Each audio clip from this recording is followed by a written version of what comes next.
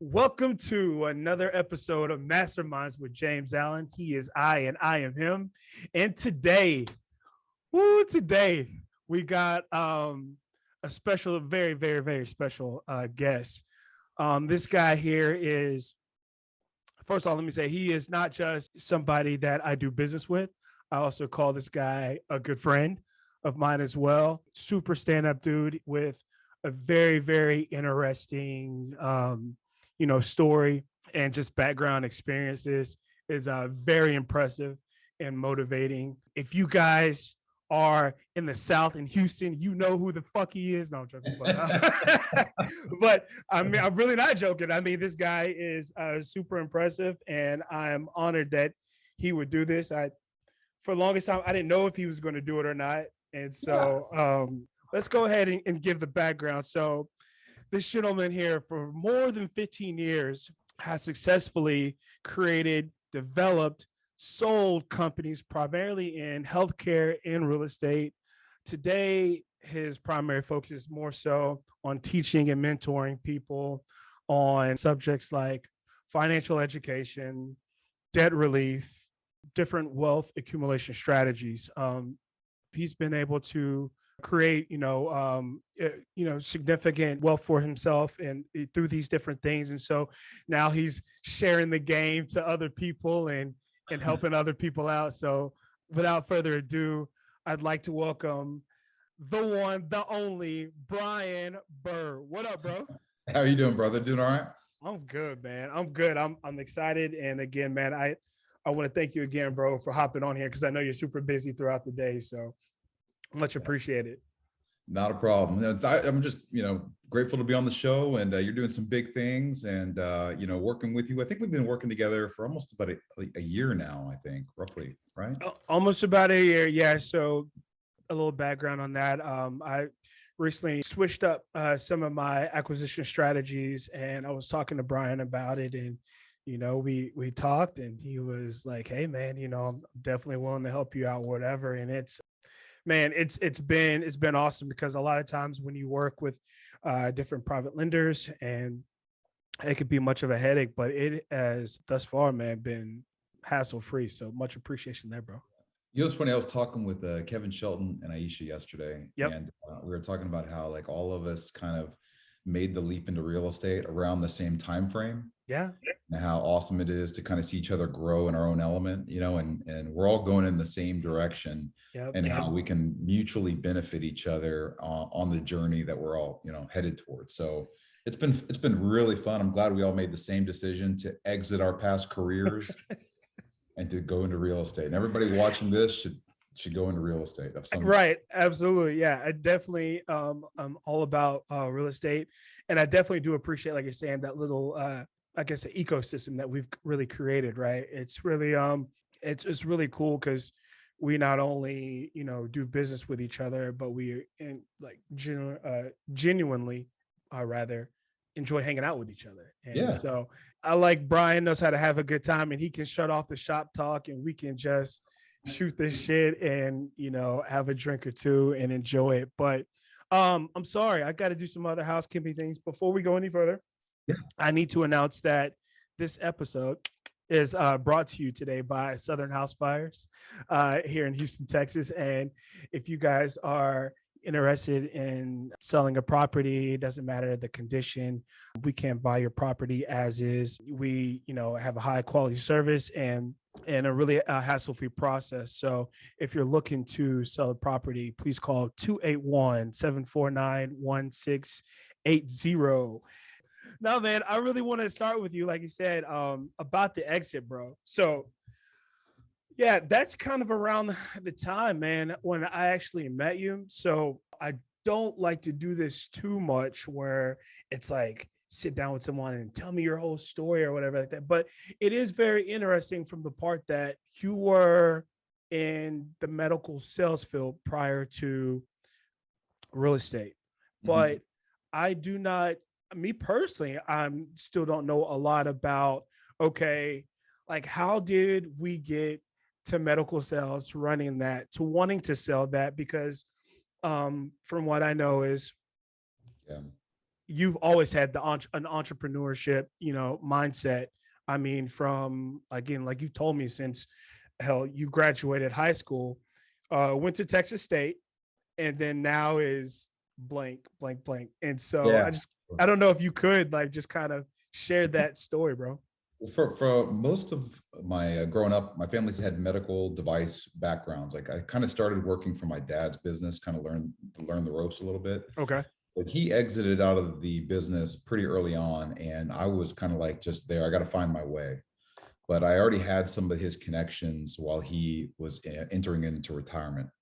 And in fact, I think once he fully left the medical device industry, he went into financial planning. And this is kind of a funny thing on how we crossed paths again. But I kind of picked up where he wanted to get out. I had to start my own companies, get my own, I guess, product lines. I had to hire my own folks, my own people. But I was still, with medical device, anybody will tell you it's a grind, man. It's 6 a.m. You got to start surgery by 7. On the weekends, you're in trade shows. So there's a very, very high divorce rate in the medical device industry where you're never with your family, you're never with your wife. So it's like, and I made this commitment. I was like, I'm going to try to make as much money in this industry as fast as possible. And then I'll focus on me and, who I'm going to be with. And, I wanted, I didn't want to be an absent father. Right. Right. So I did And medical sales for about 15 years. Yeah. and what was the okay? So what was the age that you actually started your, like you said, all right, I'm gonna take it from where my dad left it, and I'm gonna go for what age was that? Let's see, I graduated in '02. And so from '02, and I ended up selling my company. I'm 42 now. So I think, and I've been out of the game for 6 years. I think I sold my business in '09, and then I sold another one in 17. So I Okay. had two transactional sales where I made a little bit on the first transaction. And then I ended up, basically getting out of the game on my second transaction where I was like, okay, I'm out, it's no longer fun. I don't want to do this shit anymore. Right. Yeah. So, But yeah, absolutely. But no, man, I just think that's kind of super impressive to um you had that whole game plan, from, it seems like from a very early age. Like, was it right after or even during a college, or I'm trying to understand that time frame. yeah, Or I didn't know what I wanted to do. I mean, I went into, honestly, I had no clue what I wanted to do. I know I yeah, wanted to make money. like all of us, yeah. But what's funny is how I kind of first got introduced into real estate is when I was running the medical business. My very first Really. year, I was able Mhm. to save like $10,000 in my own business, right? And so I was excited. I had $10,000 saved. And I was like, Mom, oh my God, I got 10 grand saved in my own personal business. And then I got a phone call from my CPA. He's like, hey, you owe 15. Right. I'm like, what? Exactly. What? I'm down now. I'm negative. Like, this is Yeah. bullshit. And then Welcome real to estate. taxes. Yep. And then so I started reading books on, okay, how can I legally not pay or, get away from paying taxes? Like, go into real estate. I was like, all right. Absolutely. So, Absolutely. And yeah. then that was the catalyst that got you in the real estate. My interest into it initially, yeah, was getting Okay. paying taxes. Yeah. And never looking back, man. That's no, because yeah, man, I've been always interested in that, and I've never really known the story. And then fast forwarding, now you've kind of, since I met you, and you're talking about your experiences after medical device sales, you've really been involved in a lot of different pockets within real estate, because there's a tons of things to do within real estate. So when somebody's like, hey, I want to get into real estate, or like, all right, what do you want to do? Yeah. And bro, you've tried out a lot of different things. I mean, from wholesaling to like flips to rentals to like uh contractual work. You dabble in development notes. I mean, like, Yeah. damn. So what haven't you done? Damn. Well, well, no, now, when somebody tells me, because when number says like, how do I get into real estate? You have to ask them a couple of questions, like how active in real estate or how passive do you want to be in real estate? And then Great if question. passive, okay, well, how much capital do you have tucked away? Because in order to be a true passive investor, you're going to have cash in the bank, right? Mm-hmm. That was one of the issues that my dad, going back to him being a financial planner after he got out of the medical device, Mm-hmm. ultra high net worth individuals, people with 5, 10, 15 million would go to him who on paper are rich, right? But Mm-hmm. they have zero cash flow. Mm-hmm. And that was like the light bulb. I'm like, well, damn, dad. I was like, these people have they have no cash flow. Like they're worried about paying their bills when they have $10 million sitting into a brokerage account. And then, brokerages, if it's an actively managed account, they slowly fee you to death, even if the market's down, right? They should be Absolutely. paid on performance, not. So that's the game. Yep. I'm like, well, then I started, doing the math. I'm like, well, heck, you really don't need to have that much. I don't need 10 million in the bank to cash flow me to retirement today. You know what I Mm-hmm. mean? Mm-hmm. Mm-hmm. Uh, that's when I started exploring notes, anything that could, cash flowing assets like, a buy and hold position or a short-term rental like Airbnb, if it makes sense. That's kind of more active management. Mm-hmm. But Yeah. if there's enough net income after all your expenses are paid, is it worth the active investment? Like, I mean, if I can have one property generate me 3K a month, maybe it's worth having a property manager, take some of my or buy some of my time back. Absolutely. Yeah. And so that's kind of where Rach and I entered and exited Airbnb space because we were doing arbitrage. And so I'm not opposed to the Airbnb. I would just say if you're going to do it, own the property. I mean, it's not the cash flow of what we personally saw on arbitrage. And I know people who swear by it and arbitrage and are okay with it, but we just what we were making on it, it wasn't worth our time and the hassle month to month, so we got out of it. But we're actually looking at something now. A deal came across the desk yesterday, so maybe looking at buying something and getting back in. So knock on wood on that. When we first started this conversation, Brian, you like have been exposed and been involved with an experience with a lot of different things. So today, what is the primary focus? Because I still you know, you Yeah. still can really talk to a lot of different things. Are you still active in all of these different things, or are you kind of slimmed down and focused on a few? Yeah, no, so I still, I like new development right now. In order to really guarantee profit in our particular market in Houston, where the supply is very low and the demand is high, Right.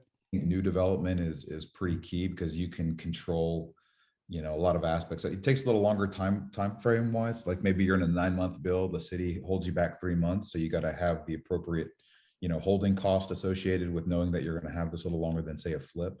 Right. But I look at my like deal flow as a sense of, a note or a loan can pay me this month.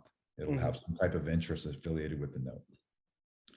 I like the cash flow from my private lending and notes to offset, and I put it into apartments that generally in a syndication have a 3-month, a quarterly distribution of some sort. Right. Not going to be as high as say a note at 12%, but maybe the cash flow or the cash on cash is going to be 7-8%, maybe. Okay. Right?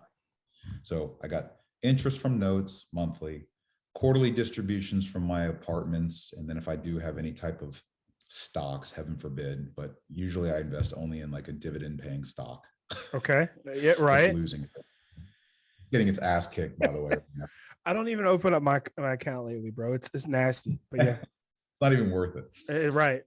And then like I have relationships on the long play for new development, which is like where I'd partner with like a Kevin, Right. right? Where I have a piece of dirt, he's got the construction locked up. Let's share the profit. Got That's you. my flow. Got it. Okay. No. Okay. So notes funnel into syndications and then it funnels into new developments. No, that's no man, it's a nice little nugget there, bro. That's Yeah. And how long have you been, I guess, been doing that? I mean, that's really like its own process. And then each of those is, well, I guess some are a little bit more passive. Are all of those passive? Let me ask you, are you passive in all of those, or is it Yeah, man. The initial stages of underwriting alone would be considered active. I'm like right? looking at the asset, looking at the borrower, things like that. Syndications, I'm really focusing more on the sponsor, like how good of a management are they, the people that are running the deal, than Right. necessarily what are they buying it per door on an apartment? Mhm. Because you can have a really great apartment or multifamily deal, but the syndicator or sponsor sucks and they'll bury the deal. Right. So I'm really focusing on like what's the track record of the people running it. Mm. New construction, there's not going to be any cash flow until you sell it, So, or if you're going to hold it and cash flow it. But I mean, I've noticed that whenever you come into money or have some money, that a lot of people are going to solicit you with investments that have zero to no cash flow. yeah. And I'm like, don't even talk to me about that bullshit. And I was like, does it? That's the first question I ask is, what's the return on my money? How fast can I get paid? And then when am I going to get the full, principal of my money returned to me at what date? Right. Right. Right. If we stumble on any of that shit, I'm like, hey, call the other sucker. Fair enough. No, Yeah. I mean, yeah, it's I guess and you got to spend. It sounds like you would spend a lot of your time just vetting deals, or like, or how do you even vet deals? Are you still like, well, I don't even know if I want to put it out there. Can can somebody just call you and shop a deal to you at that point, or is it now like you more so you have like your trusted partners and people that you work with and kind of want to stick within that realm? Yeah, I mean, the way I look at, it's funny when in the bio, the thing I sent over and just Yeah. myself is early on, I thought I wanted to really help people. Yeah. And I found out how much time people take from you and steal from you. Like basically, it's like, you offer something, you're trying to be nice, but at the same time, there's people out there that are just straight crazy. Right. And I'm like, you know what? I think I just don't want to help anybody anymore. I was like, but if there's like a legitimate person that I can tell is that their questions are clear, I have no problem answering my phone and trying to direct them and help them. Right. Uh, Right. but there's some leeches out there that suck your time and just like, God dang, like why did I like even save this guy's phone number? Right. Yeah. Uh, And it's and yeah, I think that kind of leads into something I've been discussing lately is with various people. It's just like the the power and the skill in saying no to someone and when to say no, bro, is very important because yeah, time is very, very valuable. And so you're right. You don't want to get that shit drained on you know, uh, by a leech or by somebody who's not really serious, and right. it's not going to be beneficial for you or for them. So, or maybe just them. So, nah, interesting. So, yeah, man. And also going back to, so you were like, hey, man, this is my focus, device sales, and then I'm gonna, make as much as I can, exit because of the lifestyle that I want to live. And that's really, interesting hearing you say that because I guess since we've met, you've not only gotten married, you have a beautiful little girl too, a newborn. She's what, a year and a half now, right? Like almost. Yeah, 16, 15 months, 16 months. Yeah. So I mean, so you're starting to hit these milestones, bro, and I just interested. Like, I guess, like, let's start with that beautiful little girl over there. Like, man, like, how has that changed you and your lifestyle? I mean, because you've at one point, like you said, you could just solely be focused and on a goal, one particular goal, and really navigate that 24 how you see fit. But now you've got like someone else, like little, like you gotta that Yeah. you gotta answer to. So how has Yeah. that changed you, bro? Well, I like it because, growing up under my parents, I wish to God that they would have learned or gone through the pains of trying to learn that you and I know now, right? How to, purchase real estate, how to cash flow real estate, the importance of having things that pay you, first rather than traditional financial education, which is mutual fund 401k, right? Right. Our kids growing up nowadays can see their father that knows, your wife is obviously a real estate agent that has the ability to run comps to find out what are deals, what are not deals. You can spot opportunities, where to invest, not to invest. Right. those are valuable assets, or, things that we get to teach our kids now, to Sure. possibly not let them go down the road of an employee where they have business ownership now. Right. I wasn't taught, I wasn't around that when my dad had a business, but it wasn't like he was like, son, here's what you do. Nothing like that. Right. He was like, son, get the hell away from me, daddy. Awesome. But I mean, that's an interesting point, because I would think and assume, but you tell me, I mean, just even though, yeah, your dad may have been like, hey, not son, like this is what you do, but maybe seeing him run the business, that some type of impact, inspiration, or anything to kind of getting you to like, all right, I want to run this business, but I have an exit plan. I mean, did that kind of spark any of that ownership? You always, any son wants to make their dad proud, but Yes. Yeah. it wasn't necessarily me seeing him saying, okay, I want to run this like you. It was more like, I want to, I want to be, I was reading a lot on wealth and financial management. And I was like, okay, this is what I know I want, but how do I get this? And then the medical device just happened to be the I guess the vehicle to get me where, initially where I wanted to go. The Yeah. problem with that vehicle is it makes you old quick, you have no time, and it's a lonely road if you're in it long term. Right. Right. So, No, yeah, I've got my front brother. You've actually met him. He's in it, and like just we were talking about. It's funny when you were saying at trade shows. He was just like, I've got to go out to this thing, and he was like, yeah, you got to meet with a lot of doctors and wine and dine them, and you get to drink. I was like, oh, it sounds good, like socializing. He's like, no, bro, you don't understand. So it's like, yeah. damn, What's funny is like whenever you and I, we go to like a nice steakhouse, right? We yeah, look forward to like, oh, get some red wine, we get to pick whatever, cut of beef that we want. In that industry, even though somebody's paying for it, there is a dinner every damn night, and it's the same talk, same shit. And eventually you're like, I can't do this. yeah, I just want to stay at home. I just want to like not have to engage in, meaningless talk right. about where somebody went to school.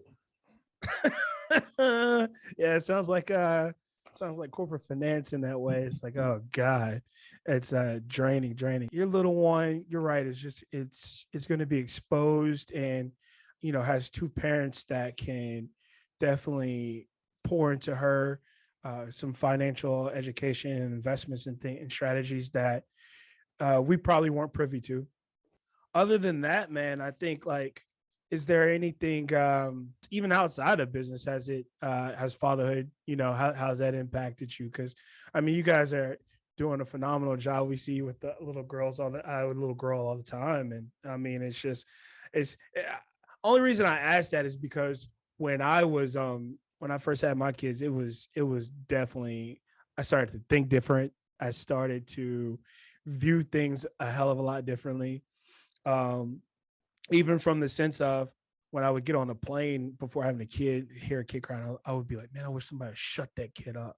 And it's just like, now you get on a plane, your kid throws a fucking thing. You're like, well, I mean, it is what it is. I mean, they're 1 years old. You can't do anything about it. But and then just also how I like think about and go about things now.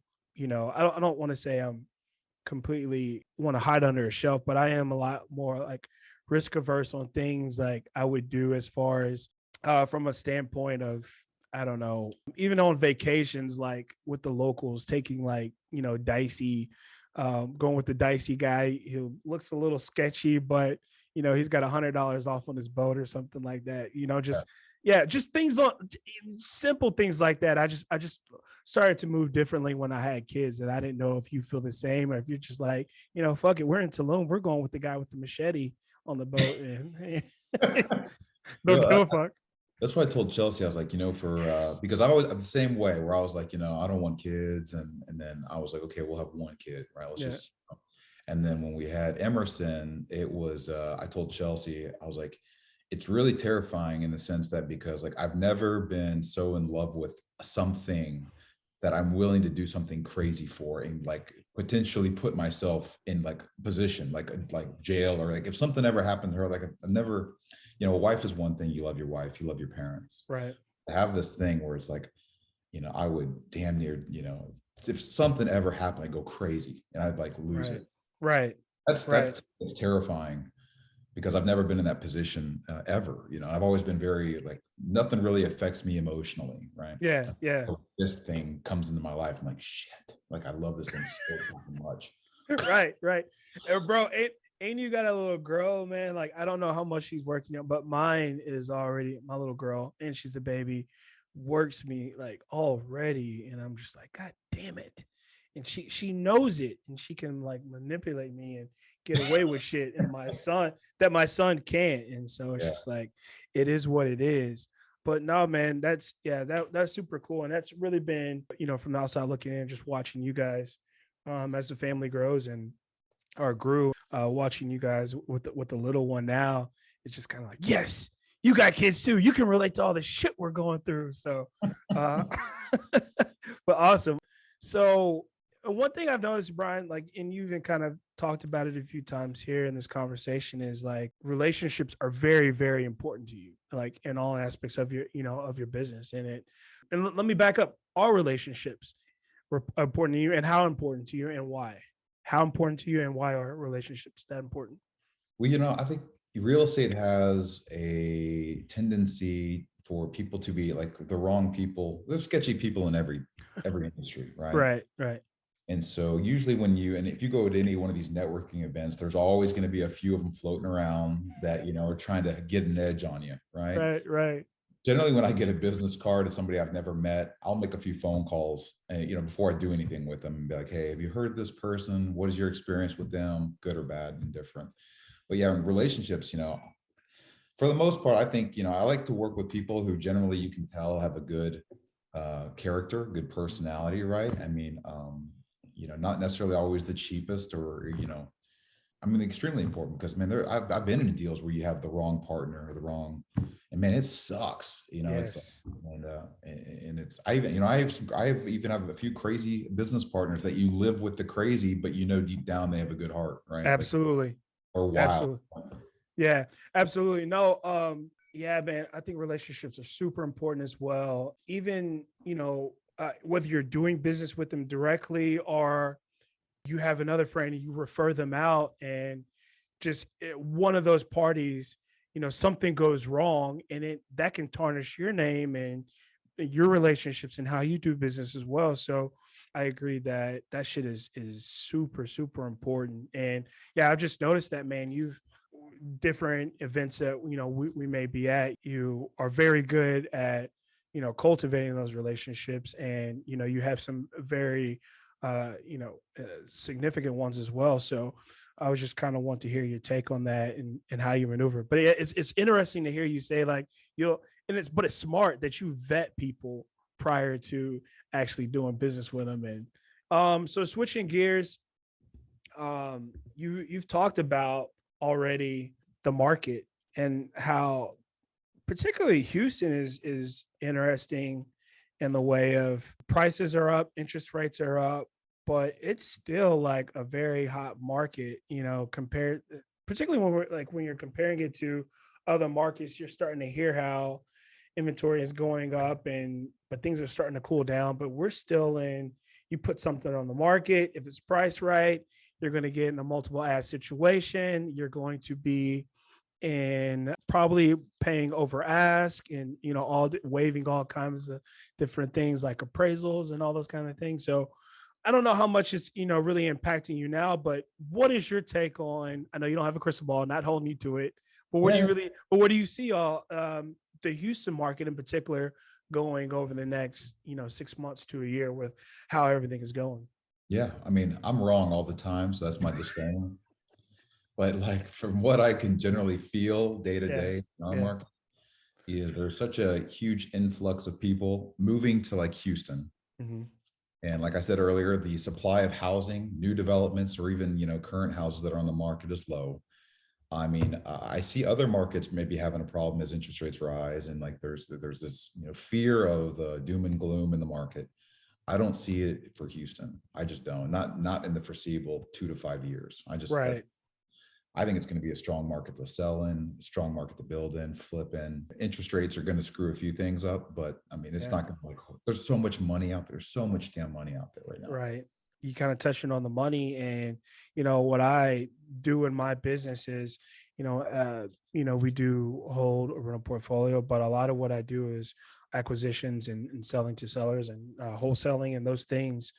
Sometimes wholesaling, but definitely a lot of the people that I work with are these institutions and these funds, and they're so two parts. I guess that does lead into it. So first is, how do you feel about these institutions coming up and like, really coming in and buying up all of the first time, a large part aggressively buying up the first time home buyer inventory in multiple markets? How do you feel about that? Be honest. Don't hold Yeah. back. No. I mean, if I can, if you're wholesaling, right? If you Yeah. have the ability to meet with a seller of a property, you get it under contract, and then you have an equity firm, institutional company that's backed by Wall Street money that's willing to almost overpay you for the property, win-win. OfferPad, Zillow, they're overpaying for some of these properties where you just Right. go and you put in your information and like, we're willing to pay you. We just for shits and giggles, we did my townhouse across the street, right? Yeah. And I was thinking I'm going to sell this thing for 350. It needs work, right?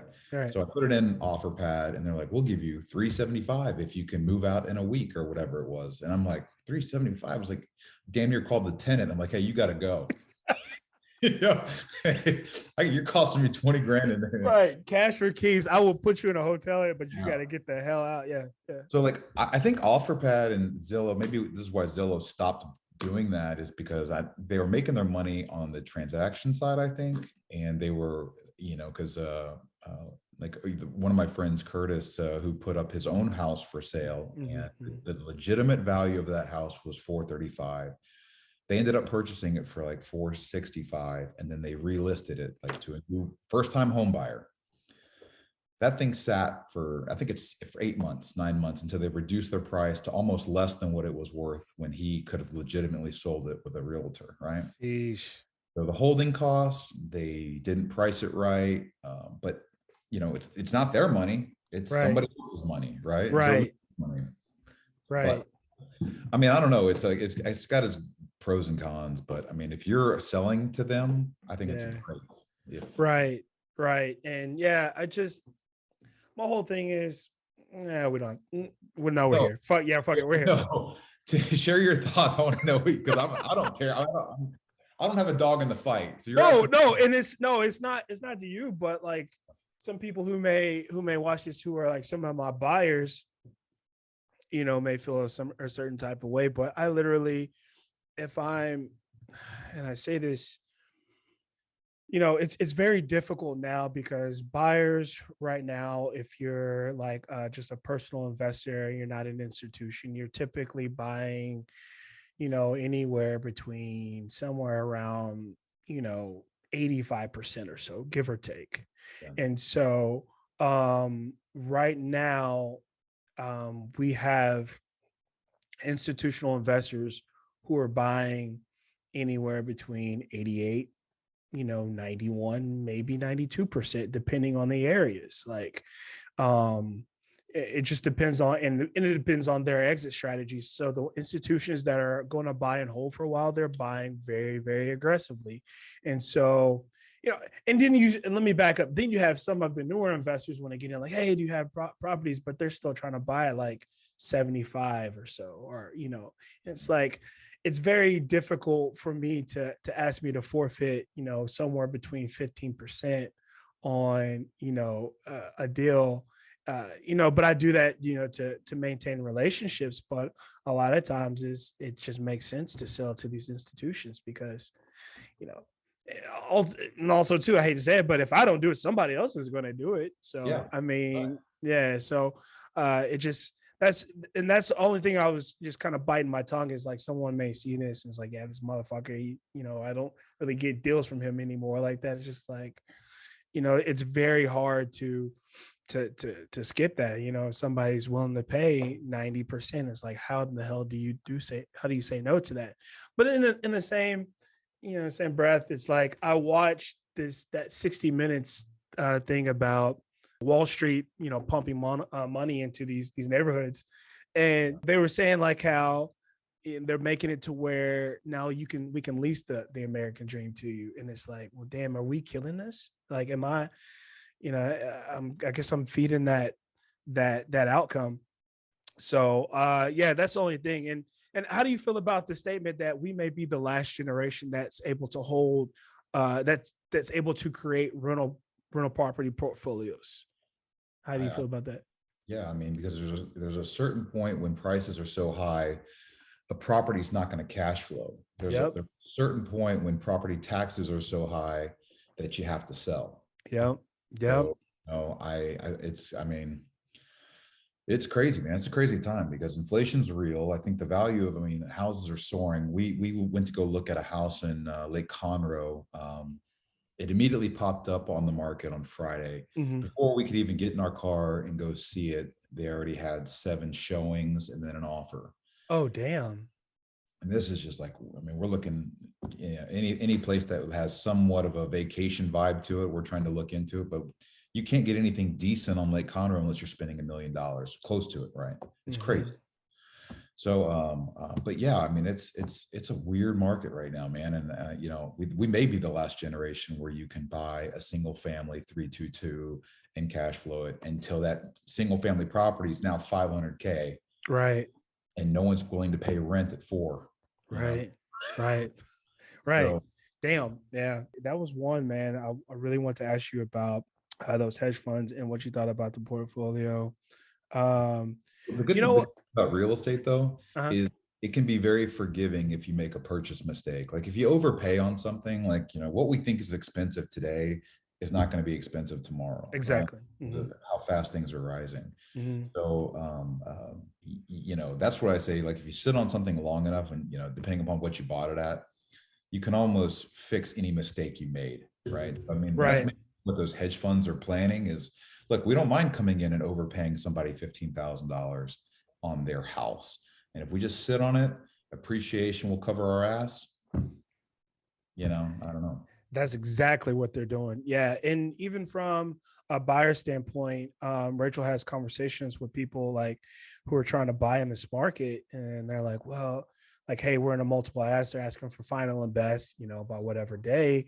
And they're like, well, how much should we, and it comes down to like, personal preference. And she's just saying, like, within reason, as long as you're not looking to exit from this property within, maybe 1 or 2 years, you'll, you should be okay with this property. But that's why it's just like that argument right now, like, oh, if you're buying a house right now and you're paying over ask, you're going to be upside down in that property. Well, like, does it really matter if you plan to hold it for, Right. 10 years or so? So, um, no, that's interesting. But backing up, bro, because like I said, since I met you, man, you've been like a person that I would say very focused, high performing type of person, successful in that manner. And so I'm really interested when I talk to high performers just in general, is like what their day looks like, and particularly their morning routine. Like are you doing anything in the morning? What, or do you just get in wake up in the morning, get with the baby, drink some coffee, watch ESPN, or like how you, I guess more the kind of shit I do. Or are you like, are you more like, have the routine of like, super hard, like, miracle morning type of visualization, affirmations, meditation, workout? Like, so what are you doing in the mornings? So pre-baby and then post-baby. There you go. Let's hear it. Let's hear it. So before I had Emerson, yeah, just like you said, I was up early. I read at least, I tried to get a book a week out before I could, focus on so many chapters. I worked out in the morning. I was very like 4 a.m. was kind of like my piece where, nobody called me, bugged me, Right. got my emails out of the way, did my routine. I didn't journal. I'm not one of those guys. You don't want to share your feelings in a book or nothing like Yeah, that? like, let me, no, I didn't say that. That miracle morning, I mean, dude, I'm glad people are, freaking high on that, but that's just Yeah. not. Uh, Yeah. I did like the affirmations. Like I did have a lot of things in my office at that time, which kind of geared me towards mindset of things that I wanted to achieve. And then I usually read a lot of personal development books that helped support where I wanted to go. So I like old time books of money and finance and like Jim Rohn and all the Kiyosaki's out there. But yeah, so it was pretty disciplined in the morning. And then now with Emerson, like she wakes up at 7, so I'm usually up at 6 now. Okay. So, and then I'll take care of her till about 8. But I still go to the gym at least by 9:30. Okay. And that's another one of the great things about real estate and our profession is I would never be able to do that with a career, like Right. a job. I'd have to be somewhere else.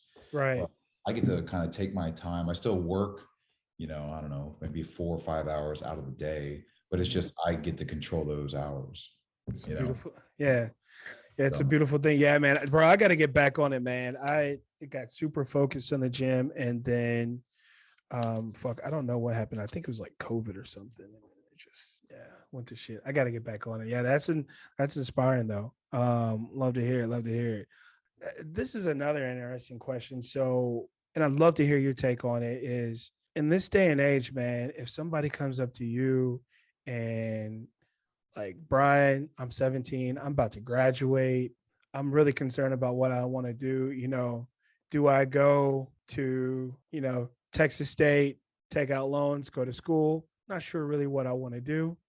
Or, hey, I want to, eventually get to the lifestyle like you. Should I go to school or should I not go to school? Are you an advocate still of a 4-year degree? no. No. Why is that?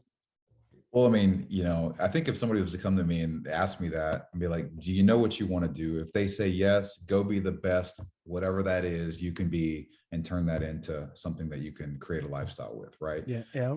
So it's like, no, I have no clue what I want to do. Then I'd be like, okay, well, do you want to be rich? If the answer is like, I don't know, then, good luck. But if the answer is, then go study money, real estate, finances, taxes, all those things to help you on that path, and maybe you'll find something ultimately you want to do. But college is great if you want the experience of football, supporting an alumni team. But if you're going there because you're just aimlessly thinking that that's gonna, you're gonna complete your degree, and then someone's gonna hire you based on that degree, dude, it's not. And if you're a doctor, you need to go to college. Exactly. Specialize, you need to go to college. Yeah. But if you're like me, a wanderer, you don't need that shit. Right. I can learn everything on YouTube. That's a fact, bro. Yeah, you can learn so much shit on YouTube. Exactly, exactly. Okay, but yeah, so it's like, all right, Brian. Hey, all right. Don't really know what I want to do.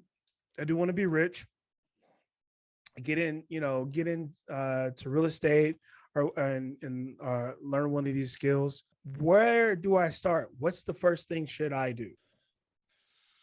Well, I would say, it's good to have you're gonna have to have some type of income, right? So take something that pays, no matter where you start, but be the best at that position or job to where you can elevate within that company as quickly as possible for the highest pay, right? Yep. Mm-hmm. So you find your next transitional point.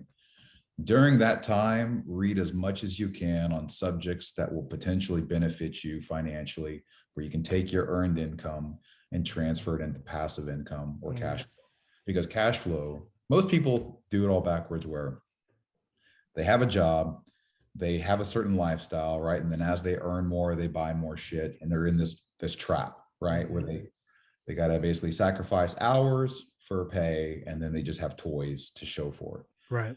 But if you're exceptionally well at your job, even if you are working for somebody where management recognizes that you are, your skill set is improving, that they can trust you, that, they're starting to move you up into that, you can be rich by even being an employee. You don't have to necessarily be a business owner, Right. but at some point you're going to have to make that conversion to where you will be a business owner purely for the tax deductions and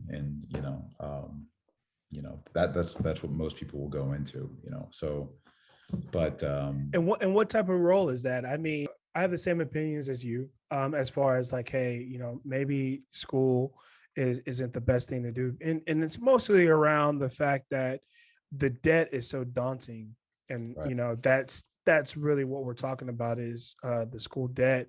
But I would like to say, tell someone, get into some type of sales position to where you could come like right out of high school and earn a significant amount of money, as you work on your craft and your skills, and like you say, move up in the company. I don't know, what's your thoughts on that? Because I would definitely say it be like something, sales oriented.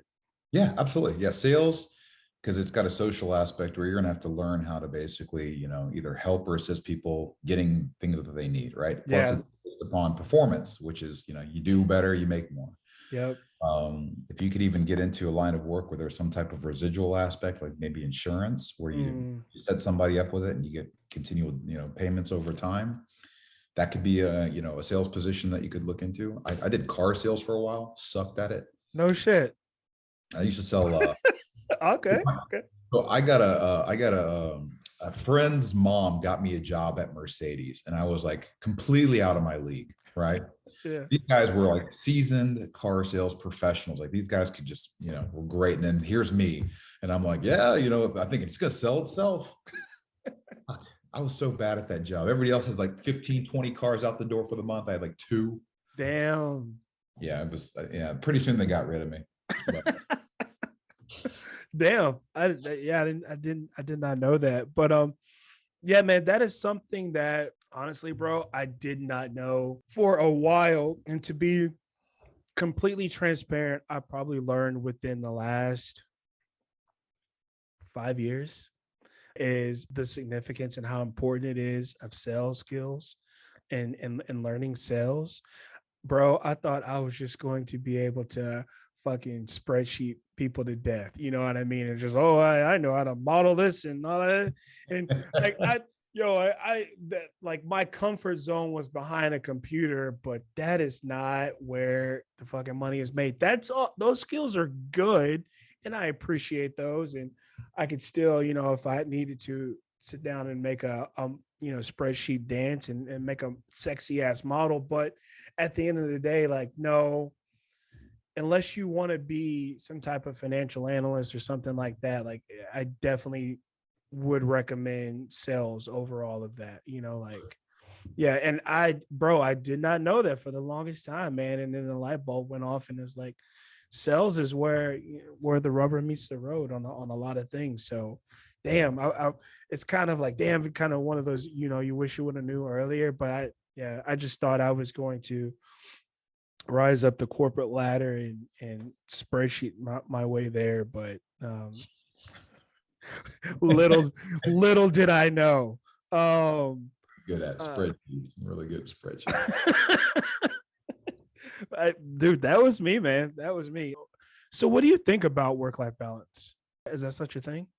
Yeah, it is, because like now I don't answer my phone until like 9:30, 10 usually.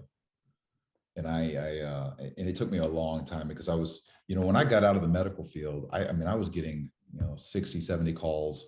I was always on the phone.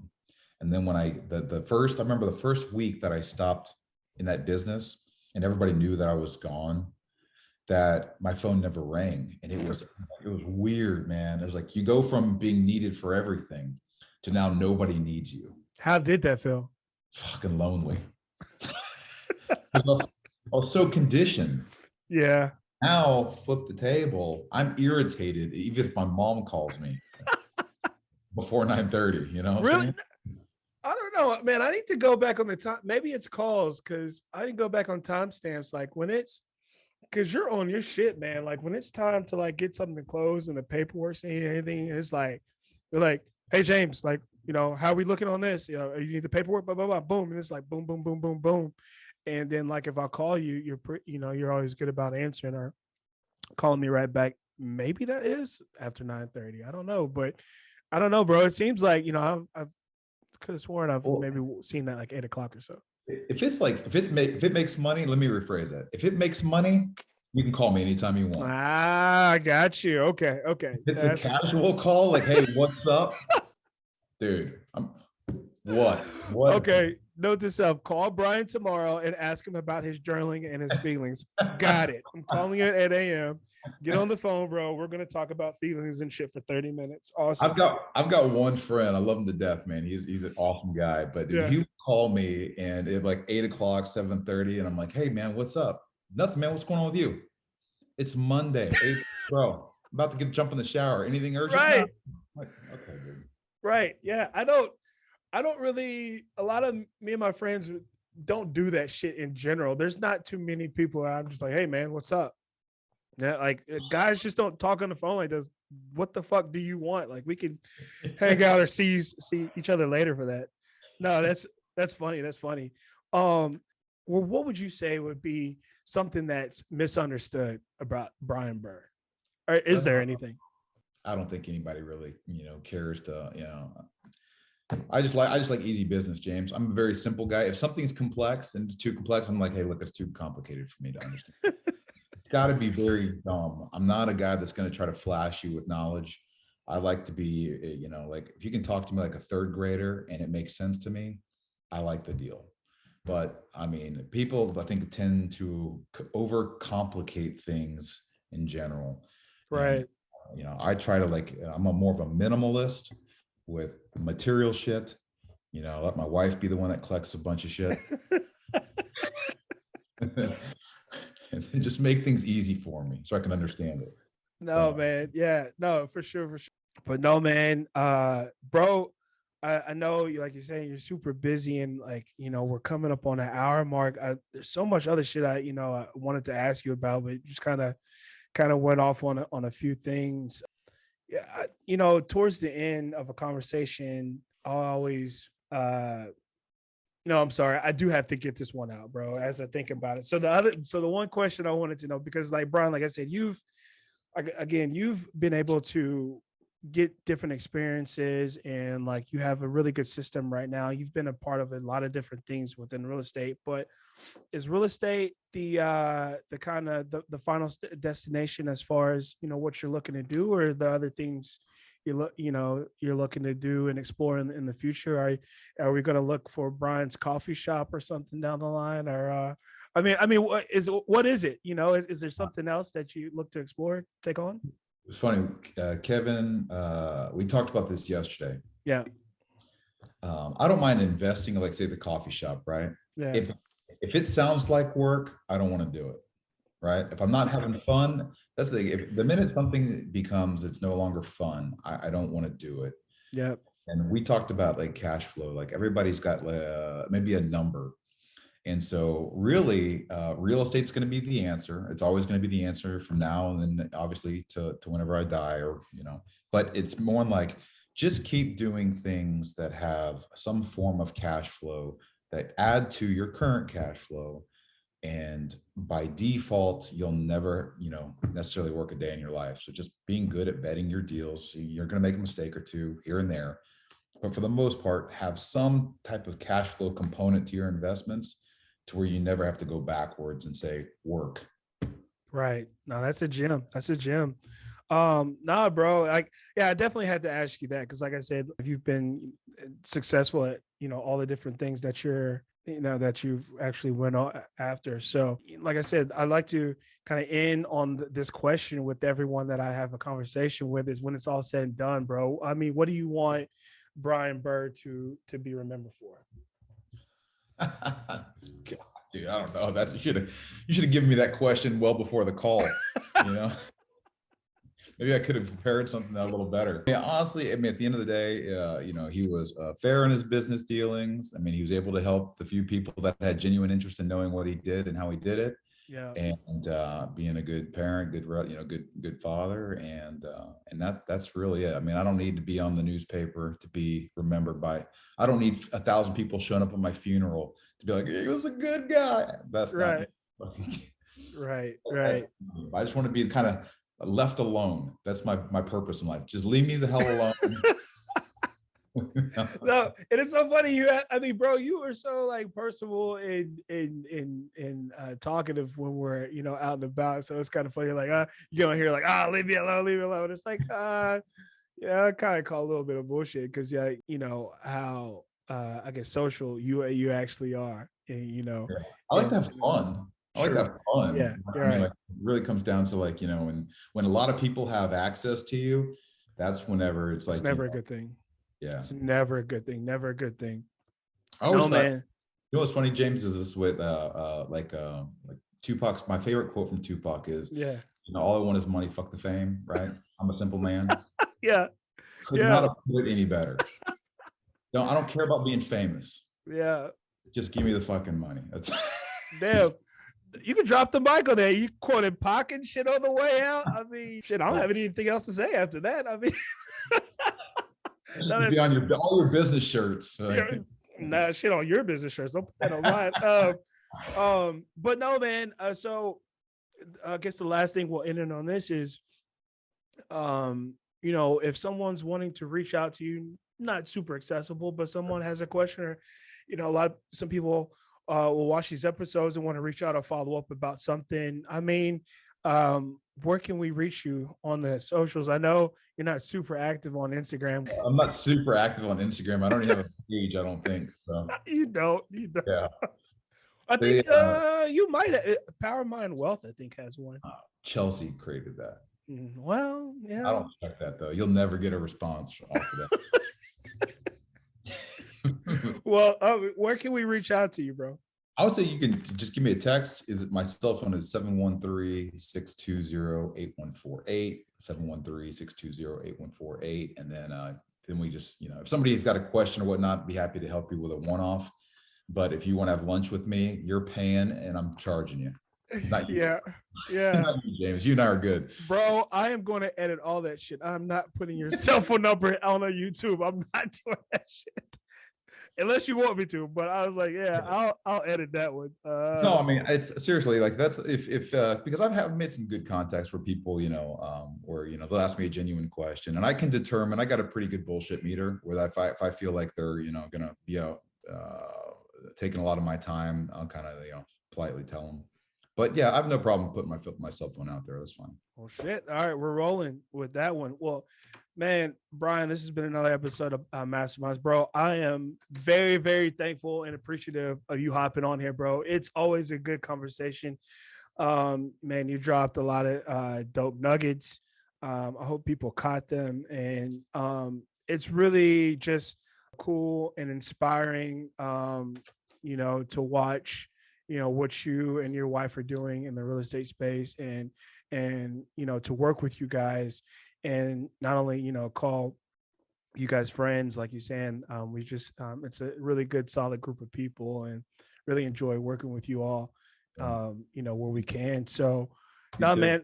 Yeah, absolutely. Well, yeah, man, with that being said, this has been another episode of Masterminds, and we're out.